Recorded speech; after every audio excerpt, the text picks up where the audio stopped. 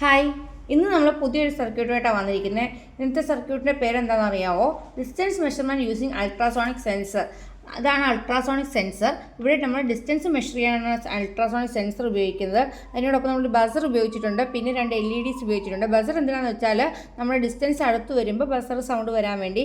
പിന്നെ ഡിസ്റ്റൻസ് അടുത്ത് നമ്മൾ വയ്ക്കുന്ന ഒബ്ജക്റ്റ് നമ്മുടെ അടുത്ത് വരിക, ഡിസ്റ്റൻസ് വളരെ കുറവാണ്, ഈ അൾട്രാസോണിക് സെൻസറിൻ്റെ അടുത്ത് വരുവാണെങ്കിൽ ഈ റെഡ് LED ബ്ലിങ്ക് ചെയ്യും.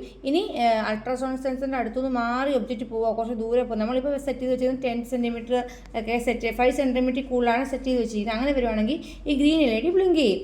ഓക്കെ, അപ്പം നമുക്ക് ഈ സർക്യൂട്ട് എങ്ങനെയാണ് വർക്ക് ചെയ്ത് നോക്കാം.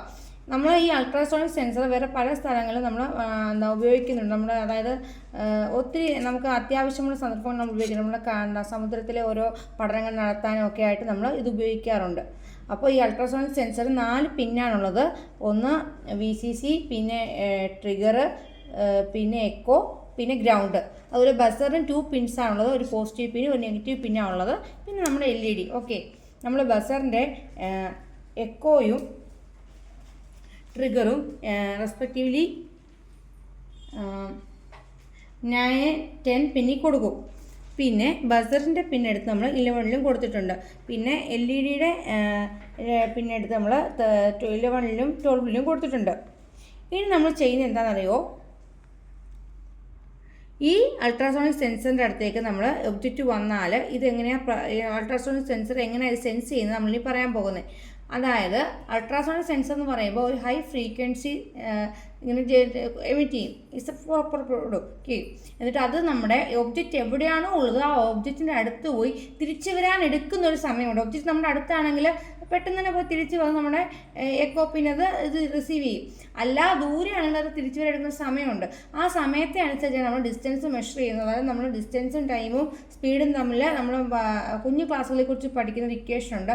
അത് ബേസ് ചെയ്താണ് നമ്മളത് കണ്ടുപിടിക്കുന്നത്. അതായത് ഡിസ്റ്റൻസിൻ്റെ ഇക്വേഷൻ എന്ന് പറഞ്ഞാൽ time into speed by speed, time into speed. ഇവിടെ നമ്മൾ ഇതിനെ 2 ഡിവൈഡ് ചെയ്യുന്നുണ്ട്. കാരണം നമ്മൾ അങ്ങോട്ട് പോകാനും ഇങ്ങോട്ട് പോകാനും എടുക്കുന്ന ടൈം ഇവിടെ കാണിക്കുന്നുണ്ടല്ലോ, അതുകൊണ്ടാണ് അങ്ങനെ ചെയ്യുന്നത്. അപ്പം നമുക്ക് നമ്മുടെ സർക്യൂട്ട് വർക്കിംഗ് ഒന്ന് നോക്കാം. ഞാൻ കോഡ് ആർഡിനോയിൽ എടുത്തിട്ടുണ്ട്. നമുക്ക് ഓക്കെ, നമുക്ക് നമ്മുടെ സ്കെയിലൂടെ വെച്ച് നോക്കാം. ഇവിടെ ഞാൻ 50 cm സ്കെയിലാണ് ഉപയോഗിച്ചിരിക്കുന്നത്. അപ്പം നമ്മൾ ഇതിവിടെ അടുത്തിരിക്കുന്നത്, നമ്മൾ അടുത്ത് പോയി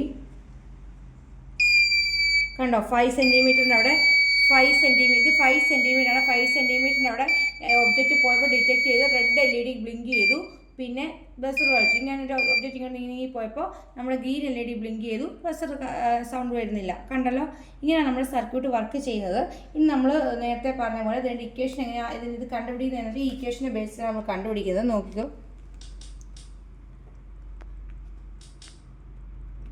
കണ്ടോ?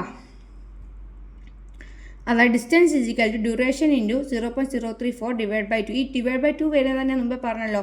അതായത് ഇത് ഫ്രീക്വൻസി അങ്ങോട്ടും ഇങ്ങോട്ടും പോകാനൊക്കെ ടൈമാണ് നമുക്ക് കാണിക്കുന്നത്. അപ്പോൾ അതിനെ നമ്മൾ 2 കൊണ്ട് ഡിവൈഡ് ചെയ്ത് ഒരു ഡയറക്ഷനിലേക്ക് മാത്രമുള്ള ടൈം നമ്മൾ എടുക്കുക ചെയ്യുന്നത്. അപ്പോൾ നമ്മൾ ഇങ്ങനെ പ്രോഗ്രാം ഇങ്ങനെ റൺ ചെയ്യുന്നത്.